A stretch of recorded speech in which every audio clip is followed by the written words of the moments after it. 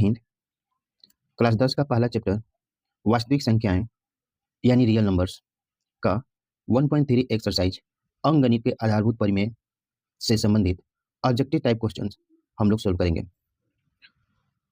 सवाल नंबर 1, वृत्ताकार पथ पर 3 धावक एक ही स्थान से दौड़ना प्रारंभ करते हैं तो एक चक्कर लगाने में क्रमशः 3 घंटे, 4 घंटे एवं 8 घंटे समय लगता है। तीनों को प्रस्थान बिंदु पर पुनः मिलने में लगा समय होगा। पहला को 3 घंटा समय लगा, दूसरा को 4 घंटा समय लगा और तीसरा को 8 घंटा समय लगा। तीनों फिर प्रस्थान बिंदु पर कब मिलेंगे? तो इस तरह के सवाल में हम एलसीएम निकालते हैं। इस तरह के सवाल में आप एलसीएम निकालोगे तो यहाँ पर आपका एलसीएम हो जाएगा 3, 8 और 4 से कटने वाली संख्या 24 और यही आपका एलसीएम निकालने के लिए आसान तरीका पिछले क्लास में बताए हैं, आप उस क्लास को देख सकते हैं। नेक्स्ट,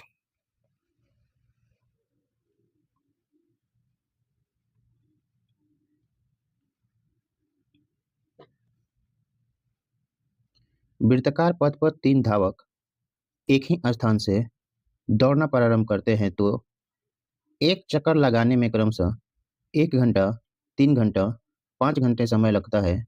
तीनों को प्रस्थान बिंदु पर पुनः मिलने में लगा समय क्या होगा? तीनों को प्रस्थान बिंदु पर पुनः पहुंचने में लगा समय क्या होगा?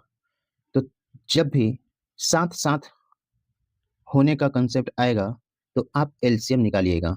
तो एलसीएम ऑफ पहला जो धावक है वो 1 घंटा में एक चक्कर लगाता है, दूसरा धावक 3 घंटा में एक चक्कर लगाता है और तीसरा धावक 5 घंटा में एक चक्कर लगाता है। अब इसका एलसीएम लेंगे तीनों का तो ये 15 आ जाएगा और आपका आंसर आ गया कि 15 घंटे बाद तीनों एक साथ प्रस्थान बिंदु पर फिर से मिलेंगे। नेक्स्ट, वृत्ताकार पथ पर 3 धावक एक ही स्थान से दौड़ना प्रारंभ करते हैं तो एक चक्कर लगाने में क्रमशः 2 घंटे, 4 घंटे, 6 घंटे समय लगता है। तीनों के प्रस्थान बिंदु पर पुनः मिलने में लगा समय होगा। तीनों साथ में प्रस्थान बिंदु पर फिर कब मिलेंगे, ऐसा कभी पूछेगा तो एलसीएम आप निकालेंगे। तीनों में पहला धावक 2 घंटा का समय लेता है, दूसरा धावक 4 घंटा का समय लेता है और तीसरा धावक 6 घंटा का समय लेता है। तो 2, 4 और 6 का एलसीएम निकालेंगे तो यहाँ पर आपका एलसीएम आ जाएगा 12। आंसर हो जाएगा सी। नेक्स्ट सवाल 4 नंबर, यदि प्रथम 13986 अभाज्य संख्याओं का योग n है तो n हमेशा भाज्य होगा। इस सवाल को बनाने के लिए आप अभाज्य संख्याओं के बारे में सोचिए। तो पहला अभाज्य संख्या होता है 2, दूसरा अभाज्य संख्या होता है 3, तीसरा अभाज्य संख्या 5, चौथा अभाज्य संख्या 7। इसी प्रकार आपको टोटल 13986वां अभाज्य संख्या तक लेना है।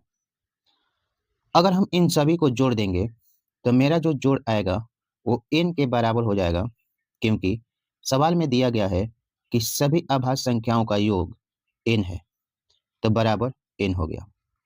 अगर हम इसमें से 2 निकाल दें तो 2 प्लस इसमें आएगा 3 plus 5 plus 7 plus up to, अगर इन सभी में से यहाँ पर टोटल आभाज्य संख्या 13,986 को था, उसमें से एक आभाज्य संख्या 2 अगर हम निकाल दिए तो मेरी जो आभाज्य संख्याएं हैं अब 13,986 से एक कम 13,985 को बच गया है। 13,985 को बच गया है आभाज्य संख्या, तो 13,985 को बच गया आभाज्य संख्या। अब बताइए कि मात्र 2 ही एक आभाज्य संख्या है जो सम संख्या है। एक ही आभास संख्या है जो सम संख्या है, तो इसका वैल्यू जो मिलेगा वो सम मिलेगा। ऐसा हम इसलिए सोच रहे हैं क्योंकि 13,985 को आभास संख्या लिखकर जोड़ना ये एक असंभव जैसी बात है। लेकिन इस सवाल का आंसर देना है तो एक लॉजिक लगाते हैं कि पहला जो संख्या है ये सम संख्या है और लास्ट में जो भी संख्या बच गया आभास संख्या, ये सभी कितने हैं? तो आप कहेंगे 13,985 को संख्या है, मतलब ये ऑड नंबर में है। अगर हम इन सभी आभास संख्याओं को, कहने का मतलब ये जितने भी आभास संख्या हैं अब वो होंगे विषम, क्योंकि एक ही आभास संख्या है जो सम संख्या है वो है 2, बाकी जितने भी आभास संख्या हैं वो विषम संख्या है। तो एक चीज बता रहे हैं कि अगर हम 3 को विषम संख्या लेंगे, 3, 5 और 7, इसको ऐड करेंगे तो आपको एक विषम संख्या ही मिलेगा, ये 15 मिल रहा है। अगर मान लेते हैं 5 को आभास संख्या लेंगे, पहले 3 लिए, 3 को आभास संख्या पहले लिए, मतलब कि विषम संख्या में लिए। फिर अगर 5 को आभास संख्या लेंगे, 5 को आभास संख्या, तब पर भी हम विषम में लेंगे। अगर 5 आभास संख्या लेते हैं, 3, 5, 7, फिर 11, फिर 13, 5 को आभास संख्या लेंगे तो आप देख रहे हैं कि 3, 5, 8, 7, 15, 11, 26 और 13, 39, ये 39 मिला। पहले जो 3 आभास संख्याओं का जोड़ था वो आप देख रहे थे तो 15 मिला था, अब 39 मिला। हम कहना चाह रहे हैं कि जब आभास संख्याओं की संख्या ऑड नंबर में होगी, मतलब विषम संख्या में 3 गो, 5 गो, 7 गो, 11 गो, 13 गो, तो उनका सम हमेशा विषम आएगा। तो यहाँ पे भी ये 13,985 जो संख्या है ये विषम संख्या है और इसको जोड़ेंगे तो इसका सम हमेशा विषम ही आएगा। अब सम संख्या और विषम संख्या को जब हम जोड़ देंगे तो इसका भी रिजल्ट आपको विषम देता है, इसका भी रिजल्ट आपको विषम देता है। तो आप अब ऑप्शन में सोल्व करेंगे तो क्या होगा? जैसे आप देख रहे हैं कि ऑप्शन 1 जो है उसमें 6 दिया है, तो 6 आंसर नहीं होगा, क्योंकि यहाँ पर विषम संख्या इसका रिजल्ट बनेगा। ऑप्शन बी भी आंसर नहीं होगा क्योंकि 4 है, ऑप्शन सी भी आंसर नहीं होगा, तो एक ही ऑप्शन बच गया और वो ऑप्शन है डी, जो कि आपको इनमें से कोई नहीं है। तो इस सवाल का आंसर होगा इनमें से कोई नहीं, क्योंकि 13,986 आभास संख्याओं का योग करेंगे तो वो विषम में आएगा, जबकि विषम संख्याएं विषम से कटेगा, लेकिन इस 6 विषम नहीं है, 4 विषम नहीं है, 8 विषम नहीं है, तो आंसर हो जाएगा आपका डी। आंसर हो जाएगा आपका डी, इनमें से कोई नहीं। नेक्स्ट सवाल, सबसे छोटी पूर्ण वर्ग संख्या जो 16, 20, 24 प्रत्येक से भाज्य हो वह है। तो सबसे पहले आपको निकालना है कि वह छोटी से छोटी संख्या जो 16, 20 और 24 से कटे। तो 16, 20 और 24 से कटने वाली छोटी से छोटी संख्या क्या होगा? तो इसका एलसीएम होगा। इन सभी का एलसीएम 16, 20 और 24 से कटने वाली संख्या क्या होगी? तो इन सभी का एलसीएम होगा। अगर हम इसका एलसीएम निकालें तो देखिए कैसे निकालते हैं एलसीएम इसका। अगर आपको 16 है, 20 है और 24 है, इसका एलसीएम निकालने के लिए पहले सभी में 2 से भाग करेंगे तो यहाँ 8 होगा, यहाँ पर 10 होगा, यहाँ पर 12 होगा। फिर अगर इसमें 2 से हम भाग करेंगे तो यहाँ 4 होगा, यहाँ 5 होगा और यहाँ पर 6 होगा। फिर 2 से भाग करेंगे तो यहाँ पर 2 आएगा, यहाँ पर 5 आएगा और यहाँ पर 3 आएगा। अब इसमें कोई ऐसा संख्या नहीं है 2 गो जिसमें किसी से भाग लगे, तो अब क्या करते हैं कि सभी संख्याओं को एक साथ गुना कर देते हैं। 2 गुने 2 4, 4 गुने 2 8, 8 गुने 2 कर देंगे तो 16, 16 गुने 5 करेंगे 80 और 80 गुने 3 करेंगे तो 240 हो जाएगा। तो इन तीनों का एलसीएम जो है वो 240 मिला। सबसे छोटी संख्या जो तीनों से कटे वो 240 है। अब जो मेरा आंसर होगा वह आंसर है, जो हम लोग का आंसर होगा वो देखिए क्या होगा, एलसीएम गुने एन। एलसीएम गुने एन हम लोग का आंसर होगा। तो एलसीएम का वैल्यू 240 और गुने हो जाएगा एन। अब एन के जगह पर 1 2 3 4 पुट करके देखेंगे तो n के जगह पर अगर हम 1 पुट करेंगे तो इसका वैल्यू 240 देगा, जो कि आपको पूर्ण वर्ग संख्या नहीं है। उसी प्रकार n का वैल्यू 2 पुट करेंगे तो 2 4 0 240। अब इसको सोल्व करेंगे तो ये वैल्यू आपको आ जाएगा 480। ये भी नहीं होगा क्योंकि पूर्ण वर्ग संख्या नहीं है।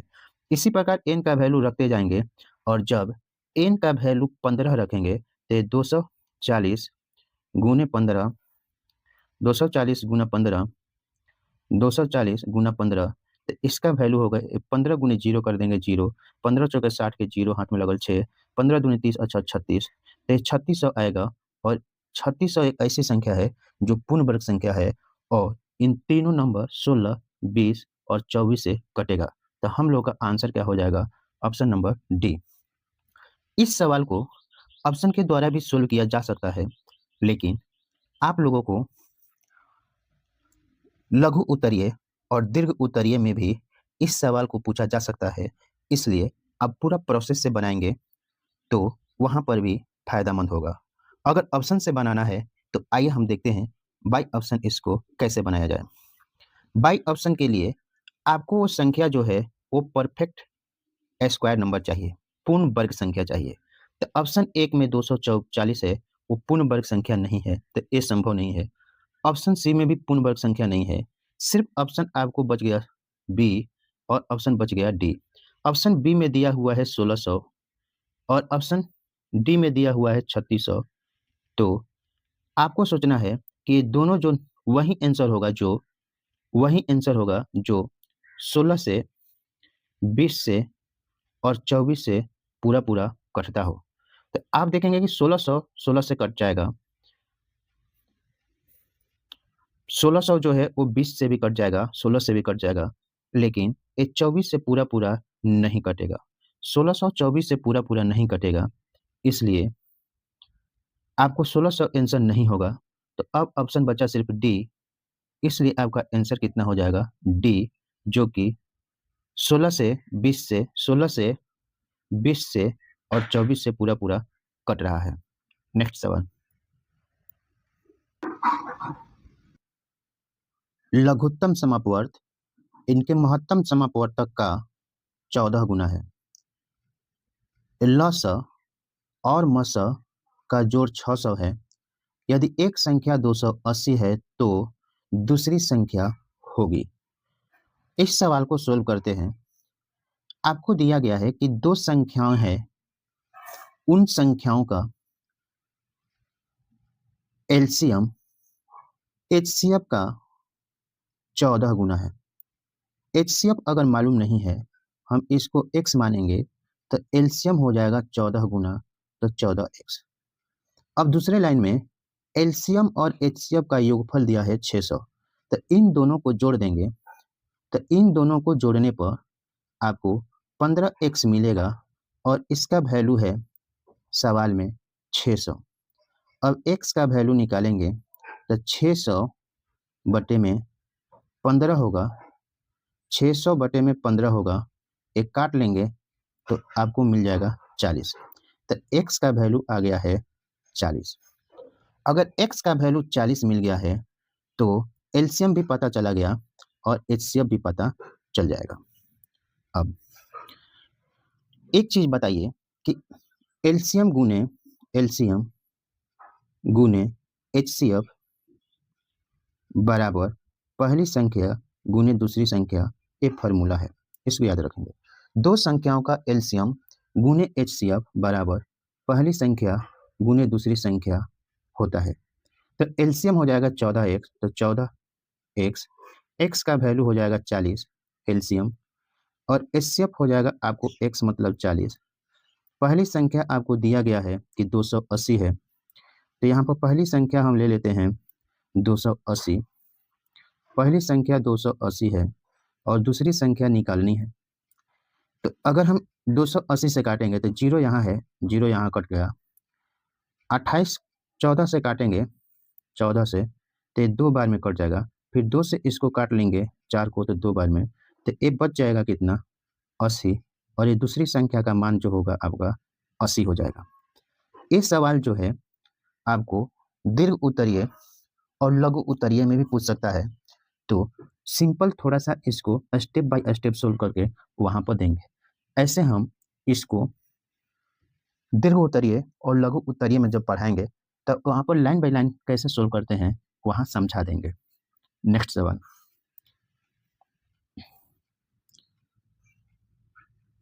7,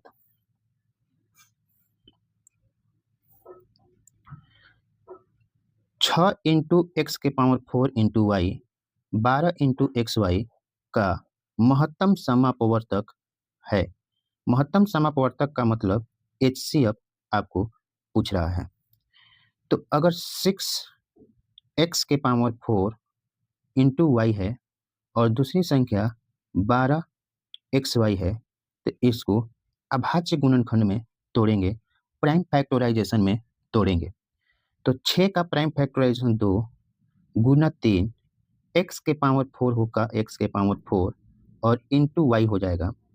12 का प्राइम फैक्टराइजेशन 4 3 12, 4 को 2 के पावर 2 इंटू 3 इंटू एक्स और इंटू वाई हो जाएगा। इन दोनों का HCF निकालना है। तो HCF निकालने के लिए HCF निकालने के लिए आपको जो दोनों में कॉमन संख्या होता है उसको लेते हैं। यहाँ भी 2 है, यहाँ भी 2 है तो इसमें 2 ले लेंगे। 3 दोनों में है तो यहाँ 3 भी ले लेंगे। x के पावर 4 x के पावर 1 तो x के पावर 1 वाला लेंगे और फिर y लेंगे। क्यों? क्योंकि HCF जब निकालते हैं तो इसमें छोटी पावर वाला लेते हैं। 2 के पावर 1 और 2 के पावर 2, इसमें छोटा पावर जो होगा वो 2 के पावर 1 होगा। 3 के पावर 1 3 के पावर 1 तो 3 के पावर 1 लेंगे। 4 के x के पावर 4 x के पावर 1 तो x के पावर 1 लेंगे और y में y ले लेंगे। अब इन सभी को गुना करेंगे तो 2 गुने 3 गुने x गुने y तो 2 गुने 3 6 गुने x गुने y तो 6x y आंसर होगा ऑप्शन नंबर डी। नेक्स्ट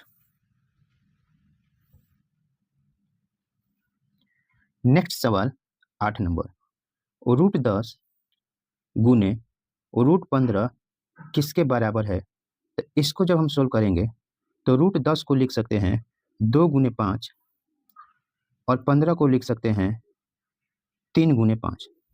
अब रूट में अगर 2 को नंबर दिया गया है तो उसमें से एक नंबर आप बाहर निकाल सकते हैं। रूट में 5 2 जगह है, इसलिए इन 2 नंबर में से एक नंबर बाहर निकल जाएगा और रूट में बचेगा 2 गुने 3। तो यहाँ 5 इंटू हो जाएगा रूट का 6। आंसर होगा 5 into root 6, option number 1। Option number 1 इसका आंसर होगा। नेक्स्ट 64 के वर्गमूल और 64 के घनमूल से भाग देने पर मान होगा। तो 64 का वर्गमूल निकालेंगे तो आपको मालूम है कि 64 का वर्गमूल √64 होगा और इसका वैल्यू हो जाएगा 8। फिर 64 का घनमूल निकालेंगे तो 64 का घनमूल मतलब होता है क्यूब रूट ऑफ 64 और इसका वैल्यू हो जाएगा 4। अब कह रहे हैं कि वर्गमूल को घनमूल से भाग करेंगे तो आंसर क्या आएगा? तो आंसर देखिए, 8 को 4 से भाग करेंगे तो 1 कट जाएगा 2 बार में, 4 दूनी 8, मेरा आंसर 2 होगा, इसलिए ऑप्शन बी सही है। नेक्स्ट, संख्या गुने दूसरी संख्या बराबर एलसीएम गुने HCF। तो पहली संख्या a है इंटू दूसरी संख्या 18 बराबर, इसका एलसीएम 36 है तो 36 और HCF 2 है, तब a बराबर हो जाएगा 18 दूसरे साइड में नीचे चला जाएगा तो कितना आएगा 36 गुने 2 बटे में 18। अब इसको काट लेंगे, 18 से कट जाएगा वैल्यू तो 18 से काट लेंगे, 18 दूनी 36 तो तो वैल्यू आ जाएगा 2 गुने 2 कर देंगे 4, ए का वैल्यू होगा 4। नेक्स्ट 20 के लसा और मसा का अनुपात क्या होगा? तो आपको संख्या दिया हुआ है 5, दूसरी संख्या दिया है 15 और तीसरी संख्या दिया हुआ है 20।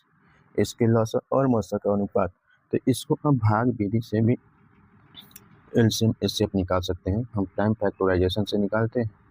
तो अब यहाँ पर 5 का प्राइम फैक्टराइजेशन 5 के पावर 1, 15 का हो जाएगा 3 गुने 5 करेंगे तो 15, 20 का 4 5 20, तो 2 के पावर 2 4, आप गुने कर देंगे 5 तो हो जाएगा 20। अब इसका एलसीएम और एचसीएफ का अनुपात चाहिए। तो एलसीएम बटे में एचसीएफ, इसी को अनुपात बोलते हैं, भाग मतलब अनुपात। तब एलसीएम निकालेंगे तो आपको मालूम है कि जितने भी प्राइम फैक्टराइजेशन किए हैं, तो प्राइम फैक्टराइजेशन में जितने भी नंबर प्राइम नंबर यूज हुए हैं उन सभी को लेते हैं। तब 5 सभी में है तो 5 ले लिए, उसके बाद 3 है तो 3 ले लिए, 5 गुने 3 गुने 2 के पावर 2 हो जाएगा। अब नीचे में इस तीनों का एचसीएफ निकालेंगे तो एचसीएफ होता है जो सभी में कॉमन हो। एचसीएफ उसे कहते हैं जो सभी में कॉमन हो। तो 5 यहाँ भी है, 5 यहाँ भी है, 5 यहाँ भी है, 5 सभी में कॉमन है तो 5 यहाँ पर ले लेंगे। अब इसको कैंसिल करेंगे कि तो नीचे में 5 से ऊपर में 5 कट जाएगा एक बार में। अब बच जाएगा इसका वैल्यू 2 के पावर 2 4 गुने 3 12 और बट्टे में 1। 12/1 को आप लिख सकते हैं 12:1, ऑप्शन नंबर डी हो जाएगा। नेक्स्ट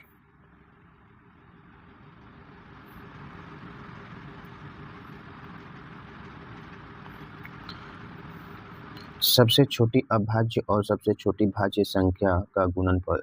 सबसे छोटी अभाज्य संख्या जो होती है वो 2 होती है और सबसे छोटी भाज्य संख्या जो होती है वो 4 होती है, और इन दोनों का गुणनफल पूछ रहा है।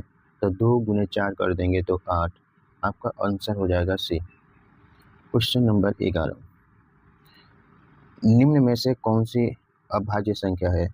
तो अब 29 अभाज्य संख्या है, 25 नहीं है, 16 नहीं है, 15 नहीं है। तो ऑप्शन नंबर 1 किसी पूर्णांक m के लिए सम संख्या का रूप होगा। किसी भी पूर्णांक m के लिए सम संख्या का रूप 2m होता है, ऑप्शन नंबर सी। नेक्स्ट निम्नलिखित में अभाज्य संख्या कौन सा है? 15 अभाज्य नहीं है, 23 है, 12 नहीं है, 75 भी नहीं है। तो ऑप्शन हो जाएगा बी 23। 23 अभाज्य संख्या है। नेक्स्ट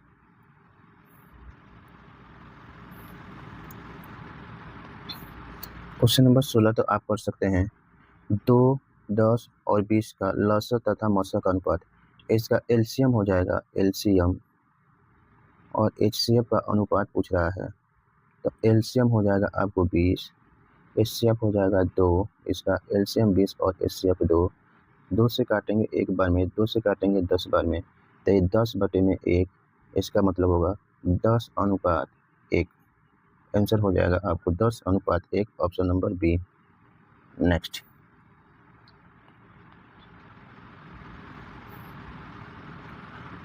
यदि 65 तथा 117 का मसा 65m-117 के रूप का है तो m का मान क्या होगा?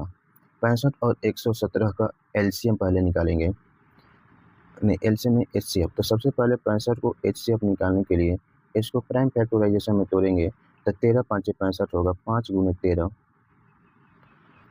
उसके बाद 117 का प्राइम फैक्टराइजेशन करेंगे तो ये होगा 13 9 17 से, तो 9 का हो जाएगा 3 के पावर 2 और गुने 13। अब इसका एचसीएफ निकालेंगे, एचसीएफ, तो इसका एचसीएफ बराबर हो जाएगा, एचसीएफ बराबर हो जाएगा, देखिए एचसीएफ निकालते समय आपको ध्यान देना होता है कि दोनों में जो कॉमन प्राइम नंबर होता है उसी को लेते हैं। यहाँ भी 13 है, यहाँ भी 13 है, तो 13 हो गया। अब दोनों में कॉमन कुछ भी नहीं है, इन दोनों नंबर में अब कॉमन कुछ भी नहीं है, इसलिए इसका एचसीएफ 13 हो जाएगा। सवाल में दिया हुआ है आपको, सवाल में आपको दिया गया है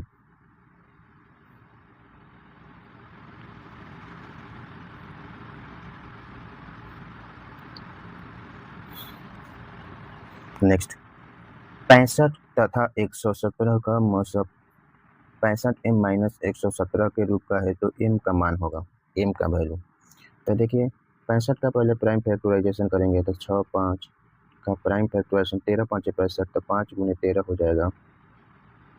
उसी प्रकार 117 का प्राइम फैक्टराइजेशन अभाज्य गुणनफल करेंगे तो ये आ जाएगा 13 9 9 का वैल्यू हो जाएगा 3 के पावर 2, 9 का वैल्यू हो जाएगा 3 के पावर 2 इंटू 13, 13 9 117।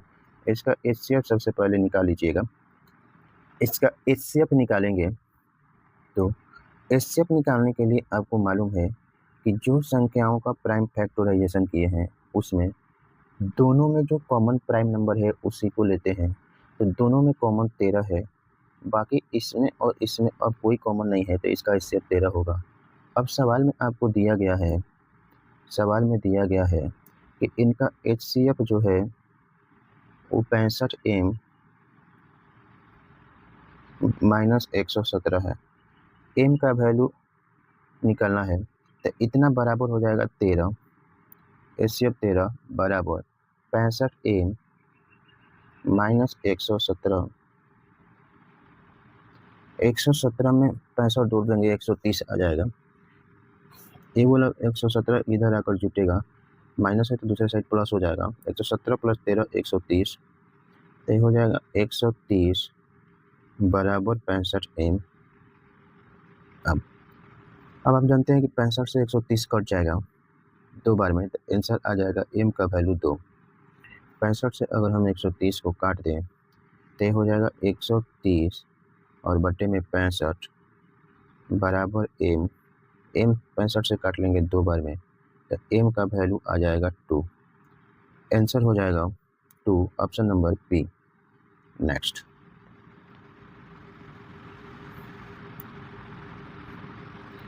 सबसे छोटी भाज्य संख्या और सबसे छोटी अभाज्य संख्या का एचसीएफ क्या होगा। सबसे छोटी भाज्य संख्या 4 होती है और सबसे छोटी अभाज्य संख्या 2 होती है। 4 और 2 इन दोनों का एचसीएफ निकालेंगे तो 2 आएगा, आंसर बी।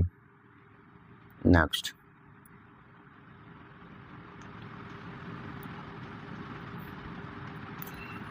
96 का अभाज्य गुणनखंड क्या होगा। तो 96 है, इसका अभाज्य गुणनखंड निकालेंगे तो 96 को सबसे पहले 2 से भाग करेंगे तो ये होगा 2 चौके 8 और 2 8 16 48। फिर इसमें भाग करेंगे 2 से तो ये आ जाएगा 24। फिर इसमें भाग करेंगे 2 से हो जाएगा 12।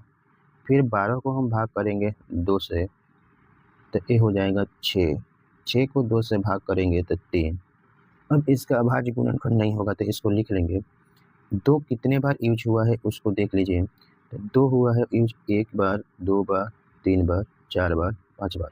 तो 96 बराबर हो जाएगा 2 के पावर 5 इंटू 3 एक बार ही यूज हुआ है तो 3 के पावर 1। तो इसका अभाज्य गुणनखंड प्राइम फैक्टराइजेशन हो जाएगा 2 के पावर 5 गुने 3 के पावर 1। तो ऑप्शन 1 में नहीं है, बी में नहीं है, ऑप्शन सी में दिया हुआ है 2 के पावर 5 गुने 3 के पावर 1, ऑप्शन सी। नेक्स्ट 6 8 22 का एलसीएम और एचसीएफ का अनुपात क्या होगा। तो 6 8 और 22 संख्या दिया है, इसके एलसीएम और एचसीएफ का अनुपात निकालना है। तो 6 का अभाज्य गुणनखंड 2 गुने 3 6 होता है। 8 का अभाज्य गुणनखंड 2 गुने 2 गुने 2 8 होगा, 2 के पावर 3। और उसी प्रकार 22 का अभाज्य गुणनखंड 2 गुने 11 हो जाएगा। अब इसका एलसीएम और एचसीएफ निकालना होगा तो एलसीएम निकालते हैं और फिर एचसीएफ। एलसीएम हो जाएगा अभाज्य गुणनखंड में जो सभी संख्या यूज हुआ है। तो अभाज्य गुणनखंड में आप देख रहे हैं कि 2 यहाँ भी है, 2 यहाँ भी है, 2 यहाँ है तो 2 ले लेंगे। फिर 3 भी यूज हुआ है तो 3 भी ले लिए। 11 भी यूज हुआ है तो 11 भी ले लिए। अब जो अभाज्य नंबर लिए उसमें 12 पावर, तो 12 2 के सबसे 12 पावर में आपको दिख रहा है कि 3 है तो 2 के पावर 3, 3 के सबसे 12 पावर 1 और 11 के पावर 1। और इन सभी को अब गुना कर देंगे, एलसीएम आ जाएगा। नीचे में एचसीएफ, जो सभी में कॉमन हो वहीं एचसीएफ आएगा। तो जो सभी में कॉमन है 2, सभी में कॉमन है 2 सभी में कॉमन है 2, 2 ले लिए और इसका मैक्सिमम पावर नहीं लेते हैं, मिनिमम पावर होगा सभी में 2 की पावर 1। अब इसको 2 से कैंसिल करेंगे तो ए वाला वैल्यू हो जाएगा, देखिए 2 से अगर हम 8 को काटेंगे, कुछ नहीं तो 2 की पावर 3 8 है, तो 2 से 8 को काटेंगे तो 4 आएगा।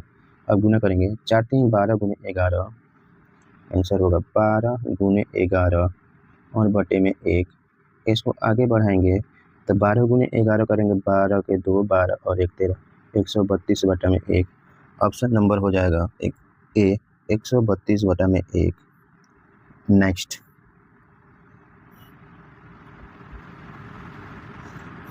नेक्स्ट 21, 5005 के कितने अभाज्य गुणनखंड हैं?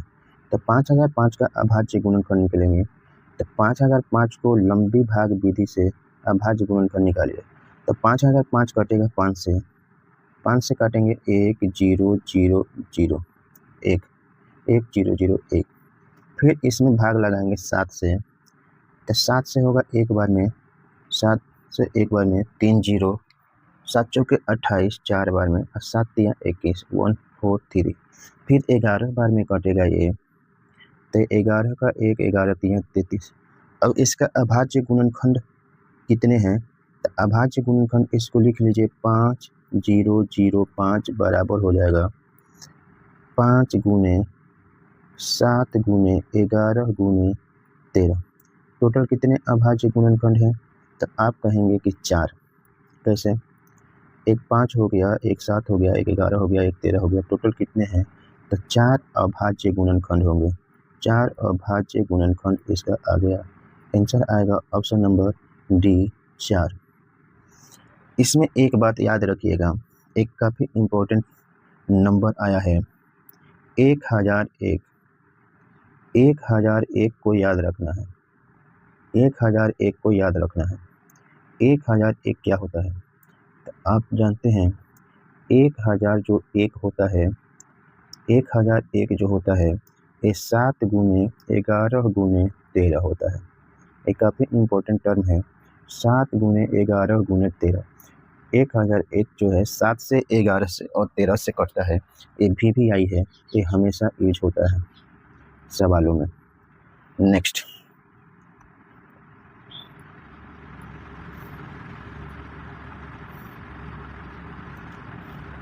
यदि a और b अभाज्य संख्या है तो a और b का लसाअ, आप याद रखिएगा कि अभाज्य संख्याओं का लसाअ उनका गुणनफल होता है। अभाज्य संख्याओं का लसाअ इनका गुणनफल होता है। गुणनफल ही अभाज्य संख्याओं का लसाअ होता है। अभाज्य संख्याओं का लसाअ उनका गुणनफल होता है। तो a और b को गुना कर देंगे तो a गुने b आ जाएगा। ऑप्शन में कहाँ है a गुने b? ऑप्शन में है सी नंबर में a गुने b। 24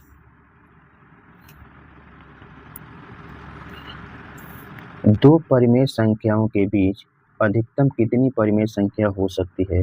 इसको याद रखिए, अनंत। कोई भी दो परिमेय संख्याओं के बीच अनंत परिमेय संख्याएं हो सकती है। कोई भी दो परिमेय संख्याओं के बीच अनंत परिमेय संख्या हो सकती है। नेक्स्ट 25 नंबर, निम्नलिखित में कौन सी अभाज्य संख्या है? 27 अभाज्य संख्या नहीं है, 35 भी अभाज्य संख्या नहीं है, 13 अभाज्य संख्या है और 56 भी नहीं है। आंसर हो जाएगा 13। आंसर हो जाएगा आपको 13 अभाज्य संख्या है। नेक्स्ट सअभाज्य संख्याओं का मसा, तो याद रखिएगा सअभाज्य संख्याओं का HCF 1 होता है। ये परिभाषा ही हो गया। अगर सअभाज्य संख्याओं का HCF 1 होता है, ये परिभाषा ही है कि वैसी संख्याएं जिनका HCF 1 हो सअभाज्य संख्याएं कहलाती है। 27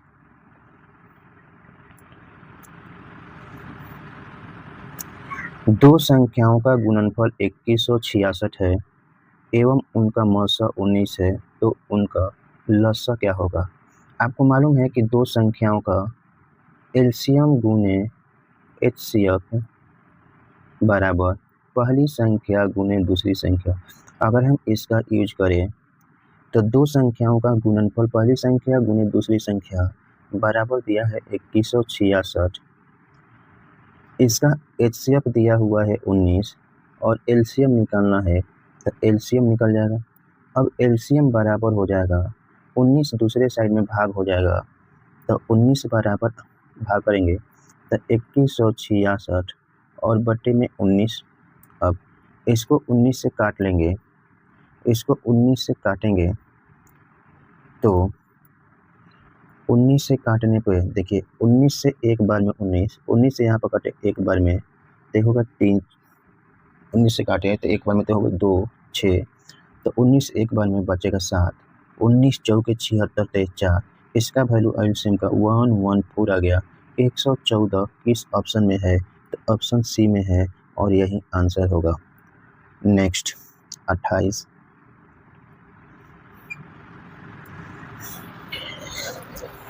यदि a बराबर 2 के पावर 3 गुने 3 गुने 5 b बराबर दिया है, तो एलसीएम a और b का, a का वैल्यू और b का वैल्यू दिया है। a की जगह वैल्यू 2 के पावर 3 गुने 5, b का वैल्यू दिया है 2 के पावर 4 गुने 5 गुने 7।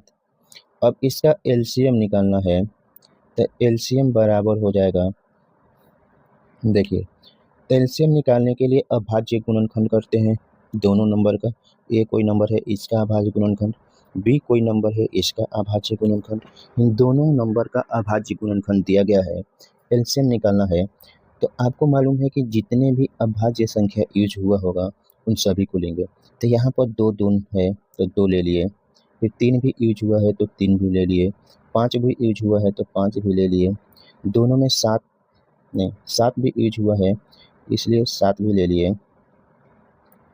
अब इसमें मैक्सिमम पावर 2 का मैक्सिमम पावर कितना आएगा, तो 4, तो 2 का मैक्सिमम पावर 4, 5 3 का मैक्सिमम पावर तो 1 ही होगा, 5 का मैक्सिमम पावर 1 ही होगा, 7 का मैक्सिमम पावर 1 ही होगा, और इन सभी का गुणनफल, तो इन सभी को गुना कर दिए, इन सभी को गुना कर दिए, इन सभी को गुना कर दिए, तो ये वैल्यू 2 के पावर 4 हो जाएगा 16 गुने 3 गुने 5 और गुने 7।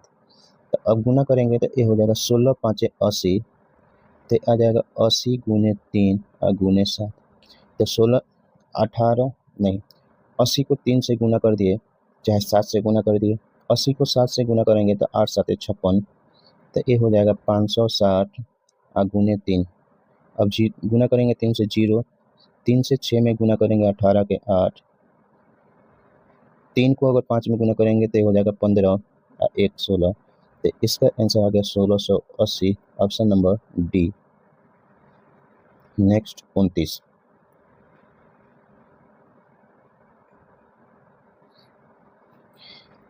यदि m एक धनात्मक पूर्णांक है तो धनात्मक विषम पूर्णांक का रूप होगा।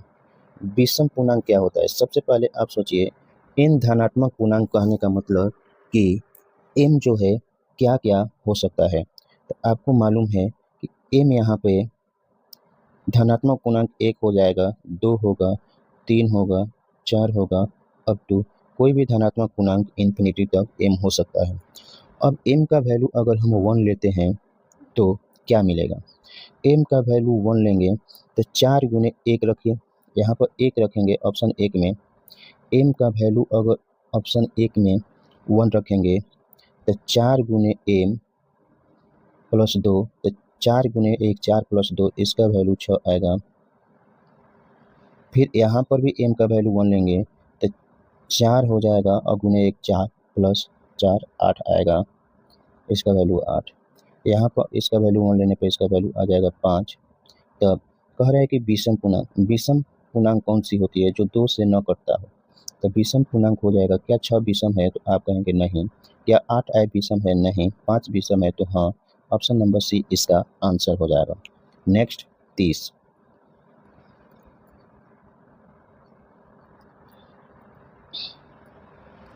संख्या 2.113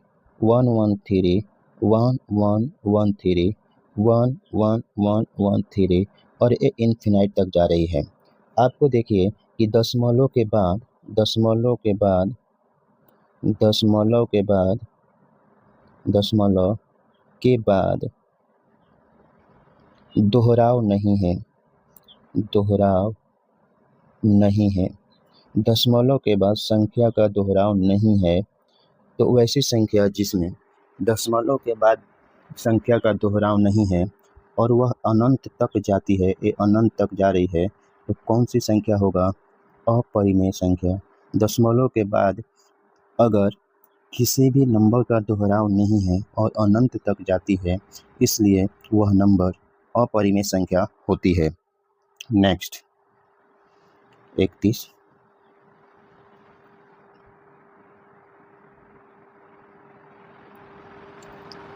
निम्नलिखित में कौन सा अभाज्य संख्या है? 91 नहीं है, 13 7 91 होता है।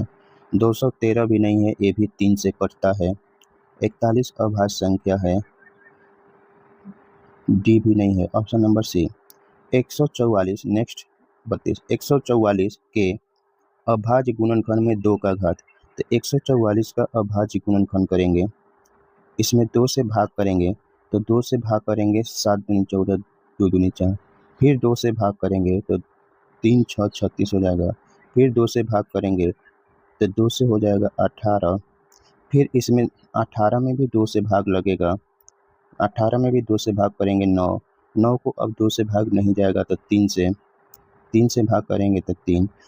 अब इसमें देखिए कि 2 कितने बार आया है, तो 1 बार 2 बार 3 बार 4 बार, तो 144 का मतलब हो जाएगा 2 के पावर 4 गुने 3 कितने बार आया है, तो 2 बार, 3 के पावर 2। अब 2 का पावर निकालना है, 2 का पावर, तो 2 के पावर आप देख रहे हैं कितना है, 4। आपका आंसर जो है वो 4 होगा, ऑप्शन नंबर सी, 2 के पावर 4, 2 के पावर 4। नेक्स्ट 33। नेक्स्ट 33।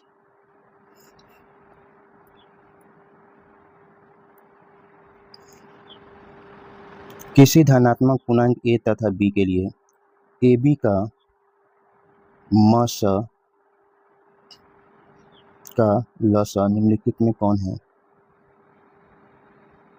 देखिए, किसी धनात्मक पूर्णांक a तथा b के लिए a b का मस गुने लसा क्या होगा? तो अभी बताए हैं, कोई भी दो संख्याओं का एलसीएम गुने एचसीएफ बराबर होगा, एलसीएम गुने एचसीएफ बराबर होगा पहला संख्या गुने दूसरा संख्या।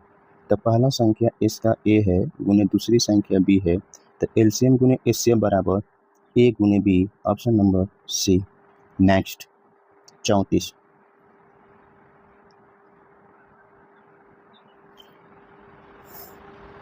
यदि p और q दो अभाज्य संख्या हैं तो उनका मसक क्या होगा? तो अब बताइए कि अभाज्य संख्याओं का मसक 1 होता है, ऑप्शन नंबर 1। अभाज्य संख्याओं का मसक 1 होता है, ऑप्शन नंबर 1। नेक्स्ट 35। 64 के अभाज्य गुणनखंड में 2 का घातांक क्या है? तो 64 का अभाज्य गुणनखंड कर लेंगे, 2 से काटेंगे तो ये होगा 2 3 6 2 दूनी 4, फिर 32 को 2 से काटेंगे तो 16, फिर 16 को 2 से काटेंगे 8, फिर 8 को भी 2 से काटेंगे 4, 4 को भी 2 से काटेंगे तो 2।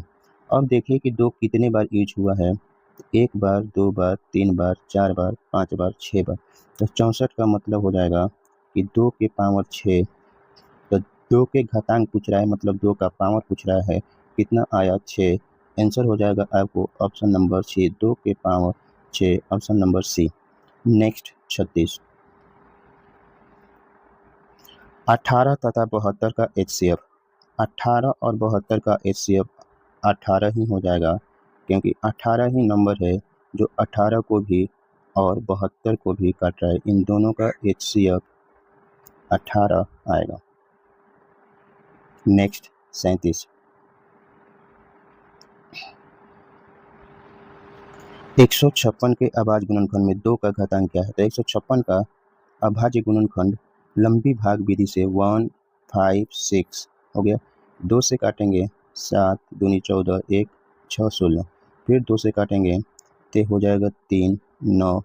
अब इसमें 2 से भाग नहीं लगेगा 39 में, तो 3 से कटेगा तो 13 या 39, तो 156 हो गया है आपको 2 के पावर 2 गुने 3 गुने 13। आपको पूछ रहा है 2 का पावर, तो 2 का पावर कितना आएगा इसमें, 2 का घातांक मतलब 2 का पावर, तो 2 के पावर 2 आया है, आंसर हो जाएगा 1 नंबर 2 के पावर 2, इसका 2 का घातांक 2 होगा। नेक्स्ट 38, दो धन पूर्णांक a और b के लिए दोनों का मसा दोनों का लसा बटा में a। तो आपको मालूम है कि एलसीएम गुने एचसीएफ बराबर पहली संख्या a और दूसरी संख्या b। एलसीएम गुने एचसीएफ बराबर पहली संख्या गुने दूसरी संख्या। अगर इसको नीचे डाल दें तो क्या होगा, एलसीएम गुने एचसीएफ बटे में a गुना b बराबर आ जाएगा कितना, 1। तो एलसीएम गुने एचसीएफ बटा में a गुने b बराबर 1 होगा, option number 1। Next 39,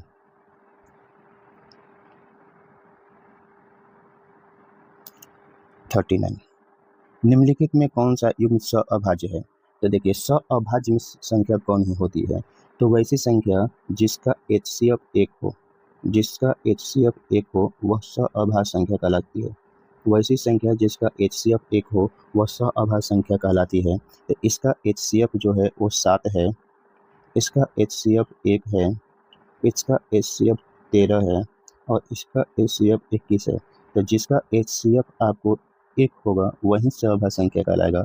option number B ये सअभाज्य संख्या है क्योंकि इनका एचसीएफ 1 है। सअभाज्य संख्याओं का एचसीएफ 1 होता है। नेक्स्ट 40, निम्नलिखित में से कौन यौगिक संख्या है। यौगिक संख्या कहने का मतलब होता है, यौगिक संख्या का मतलब होगा भाज्य संख्या। यौगिक का मतलब भाज्य मतलब composite, composite number, composite number. वैसी संख्या है जो एक और स्वयं के अलावा किसी और संख्या से कटे, मतलब कि वैसी संख्या जो 2 से अधिक संख्याओं से कटे, यानी वैसी संख्या जिसका गुणज 2 से अधिक हो। वैसी संख्या जिसका गुणज 2 से अधिक हो। 11 का गुणज अगर देखेंगे या 11 1 गुने 1 और 11 होगा, कहने का मतलब कि 11 जो है सिर्फ 1 और 11 से कटता है, बाकी किसी और नंबर से नहीं कटता। अगर 21 देखते हैं, 21 होगा 1 से कटता है, 3 से कटता है और 7 से कटता है, इसका 3 गो गुणज हो गया 1 3 7। उसी प्रकार 31 को देखते हैं, 31 जो नंबर है वो 1 से और 31 से कटेगा, तो इसका भी 2 ही सिर्फ गुणज हुआ। 41 को भी देखते हैं तो 41 जो है 1 से और 41 से कटता है, तो जिसका 2 से अधिक गुणज हो वह संख्या 21 है और यही भाज्य संख्या या यौगिक संख्या होगा। Option number B. आप ऐसे भी सोच सकते हैं 11 जो है अभाज्य नंबर है, 31 भी अभाज्य नंबर है, 41 भी अभाज्य नंबर है, तो यौगिक संख्या हो जाएगा सिर्फ और सिर्फ बी 21। नेक्स्ट 41, निम्नलिखित में से कौन अभाज्य संख्या है। 33 अभाज्य नहीं है, 39 भी अभाज्य नहीं है, 38 भी अभाज्य नहीं है। अभाज्य संख्या होगा ऑप्शन नंबर डी 31। नेक्स्ट 42, दो संख्याओं का मसा 27 लसा 162, उनमें एक संख्या 54, तो दूसरी संख्या क्या होगी। तो आपको मालूम है पहली संख्या गुने दूसरी संख्या, पहली संख्या गुने दूसरी संख्या बराबर एलसीएम 162 गुने एचसीएफ 27। तो और पहली संख्या निकालेंगे तो 162 गुने 27 और बटे में ये नीचे आ जाएगा 54, नीचे आ जाएगा तो ये हो जाएगा 54। 54 से 27 से काटिए, 54 को अगर हम 27 से काटें तो 27 गुनी 54, फिर 2 से अगर 162 को काटें तो 2 8 16, 2 एकम 2 81, तो पहली संख्या आ गया 81, तो ऑप्शन नंबर हो जाएगा डी। नेक्स्ट 43,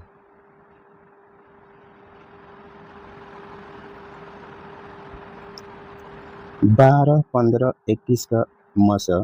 तो अब इतना सवाल करने के बाद आपको समझ में आ गया कि मसा क्या होती है। तो बड़ी से बड़ी संख्या जो दी गई तीनों संख्याओं को काटें। तो 12, 15 और 21 को काटने वाली संख्या, बड़ी संख्या चेक कीजिए 7, 12 को नहीं काटेगा तो मसा नहीं होगा। उसके बाद 5 है, 5 भी 12 को नहीं काटेगा तो मसा नहीं होगा। उसके बाद 3 है, 3 जो है वो 12 को काटता है, 3 जो है 15 को काटता है, 3 जो है 21 को काटता है। तो इन तीनों को 3 काटेगा, इसलिए 3 एचसीएफ हो जाएगा, 3 एचसीएफ हो जाएगा। तो ऑप्शन नंबर ए एचसीएफ इन तीनों का हो जाएगा 3। नेक्स्ट 44। दो संख्याओं के गुणनफल 86, 70 है और उनका मसा 17 है, तो लसा क्या होगा। आपको मालूम है कि दो संख्याओं का लसा गुणे मसा बराबर पहली संख्या गुणे दूसरी संख्या। तो दोनों संख्याओं का गुणनफल दिया है, पहली संख्या गुणे दूसरी संख्या, पहली संख्या गुणे दूसरी संख्या। अब पहली संख्या और दूसरी संख्या का गुणनफल दिया है, तो यहाँ पर दोनों संख्याओं का गुणनफल रख दीजिए। तो दोनों संख्याओं का गुणनफल हो जाएगा 8670। तो एलसीएम बराबर आ गया, ये 17 नीचे चला जाएगा तो 8670 बटे में 17। अब इसको काट लेंगे, 17 से काटेंगे, 17 पचे 85, 5 बार में 1 बचा, 17 एक बार में 0, कट के वैल्यू आ गया 501, 501 नहीं 500 sorry 510। Option number D. Option